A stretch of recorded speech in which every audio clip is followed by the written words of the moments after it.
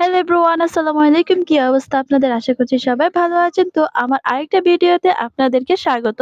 আমার ১ম ভিডিওতে আমি আপনাদেরকে সবকিছু দেখাতে পারিনি, যার কারণে আমাকে আরেকটা ভিডিও করতে হলো। এই জায়গাটা এতটা বিশাল এবং এত কিছু দেখানোর ছিল, যার কারণে আমি কোনো কিছু স্কিপ করতে চাই না, যেন আপনারা সুন্দরভাবে দেখতে পারেন। তো শুরু করা যাক আমার আজকের ভিডিও। আশা করছি আপনাদের কাছে ভালো লাগবে। তো আমরা দ্য লাস্ট ওয়ার্ড সম্পূর্ণভাবে ঘুরে আসার পর এখন আমরা আসলাম প্যারাডাইস ফুচকা হাউসের মধ্যে। দ্য লাস্ট ওয়ার্ড ঘুরতে ঘুরতে আমরা একটু ক্লান্ত হয়ে যাই, যার কারণে আমরা এখানে একটু সময় পার করতেছি। আর এদিকে ফুচকার দোকান দেখে তো ফুচকা খেতে খুবই মন চাইছিল। তারপরে আমি কি করলাম, ফুচকার টিকিট কেটে আমি ফুচকার অর্ডার দিয়ে দিই। আর এখানে ফুচকার অর্ডার দেওয়ার সিস্টেম হচ্ছে আগের দোকান থেকে টিকিট কেটে ফুচকার অর্ডার দিতে হবে। তারপর আমি টিকিট কাটি অর্ডার দিলাম। এদিকে ফুচকা বানাতে দেরি হবে, তাই একটা রাইডস চালু হচ্ছে। তো আমরা ২ বোন মিলে ওই রাইডস এর মধ্যে উঠবো। তো উঠার পরে এখানে এখনো চালু করে নাই, আর আমরা একটু ঢং করতেছিলাম আমাদেরকে কেমন দেখা যাচ্ছে আর এটা চালু করার পর প্রীতির অবস্থা কেমন হবে।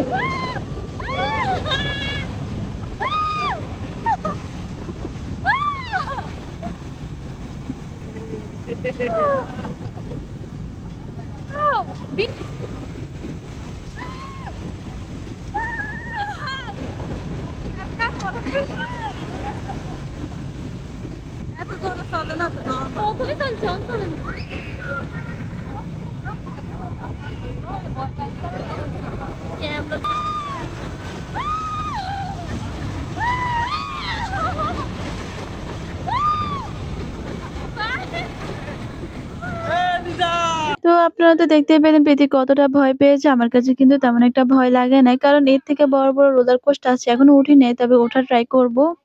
আর এদিকে আমাদের ফুচকাটাও রেডি হয়ে গেছে। আর একটা প্লেট নিছে আপনার ৳৮০ করে। একটা প্লেট ৳৮০ করে, ৳১৬০ করে আমাদের ২ টা প্লেট নিছে। এরপর আমি একটা ফুচকা খেয়ে ট্রাই করলাম। মাশাআল্লাহ, দেখতে যেমন সুন্দর দেখা যাচ্ছে, ফ্লেভারটা কিন্তু অসাম, খেতে কিন্তু আরো অসাধারণ। মানে আমি বলে বোঝাতে পারবো না, আমার কাছে এই ফার্স্ট এত মজা লাগছে এই ফুচকাটা। যদি আপনারা জীবনে কখনোই এই জায়গায় আসেন, মাস্টলি আপনারা এই ফুচকা ট্রাই করবেন। এরপর বুঝবেন কেন আমি এই কথাটা বলেছি। তারপর আমরা ফুচকা খাওয়ার পর এখন রাইডস এ উঠবো। শুধু রাইডস এর জন্য যে আমরা এখানে আসছি তা নয়, তবে এখানে কিন্তু গ্রামের থেকে আধুনিক টাইপেরও রাইডস আছে। আর আমাদের কাছে যেগুলো একটু আনকমন লাগছিল, আমরা কিন্তু সেই রাইডস এ উঠছি।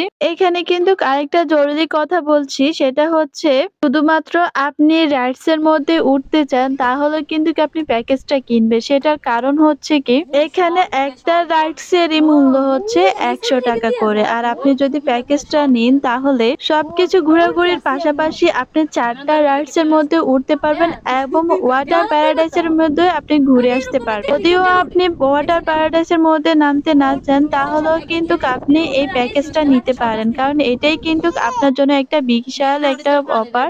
তাই আমরাও সেটা করলাম। আর আমাদের প্রস্তুতি কিন্তু আগে থেকে ছিল ওয়াটার প্যারাডাইস এর মধ্যে যাওয়ার।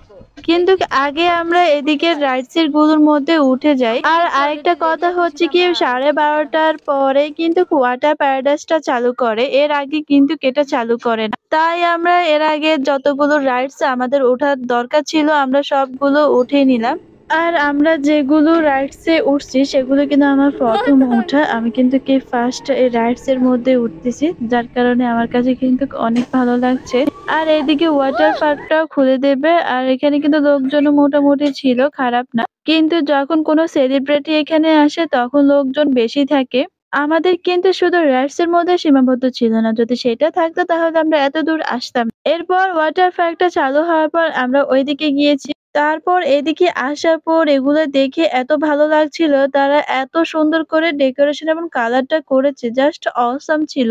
আমার মনে হচ্ছে মোবাইলের থেকে বাস্তবে এই জায়গাটা কিন্তু অনেক সুন্দর ছিল।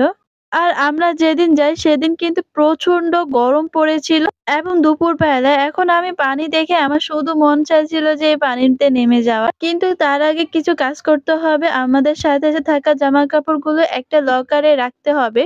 আমার তো মন চাইতেছে সবকিছু ছেড়ে আমি পানির মধ্যে গিয়ে একটু খেলাধুলা করি। তবে অপেক্ষা বেশি করতে হবে না। তাড়াতাড়ি করে আমি সবার জামাকাপড় একটা লকারে রেখে আসি। আর এখানে কিন্তু আপনাকে ভাড়া লকার রুম দিবে। যেখানে আপনি আপনার জামাকাপড় রেখে এখানে ইচ্ছামতো মজা করতে পারবেন। আর লকার ভাড়া হচ্ছে ১ম এ আপনি ৳২০০ দিবেন। তারপর যাওয়ার সময় উনারা আপনাকে ৳১০০ ফিরিয়ে দেবে। এর মধ্যে আপনি ৩ টা সুইমিং এর মধ্যে অনেক ভালোভাবে এনজয় করতে পারবেন।